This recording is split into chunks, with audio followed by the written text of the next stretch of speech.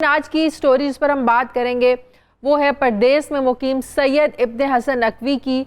सैयद इब्न हसन का जो ताल्लुक़ है ये पाकिस्तान के शहर लाहौर से है और एक बहुत अरसे से बरतानिया में मुकीम है।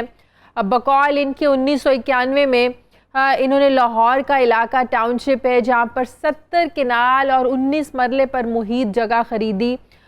हसन के मुताबिक उन्हें ख़रीदी गई जगह पर एक अद्वियात बनाने वाली फैक्ट्री बनाना थी और इसके एवज़ मुतासरा शख्स ने 1,25,00,000 रुपए की रकम भी अदा की थी और उसके बाद एनओसी भी हासिल किया और बकिया रकम की अदायगी के लिए फिर एक प्राइवेट बैंक से लोन लिया।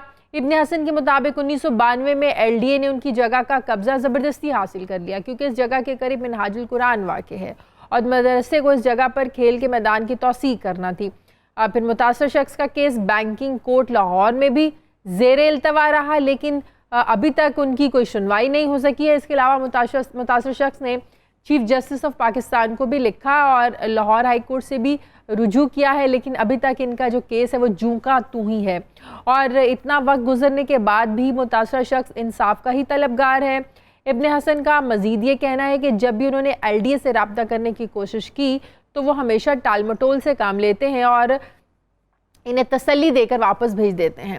ओवरसीज़ कमीशन पंजाब में भी मुतासर शख्स ने दरख्वास्त दे रखी है लेकिन अभी तक उनकी दादरसी नहीं की जा सकी है। बकौल इनके जो प्लॉट मुतासर शख्स ने 1990 की दहाई में ख़रीदा था वक्त गुजरने के साथ साथ इसकी मालियत अब तकरीबन 2 से 3 करोड़ फ़ी किनाल है।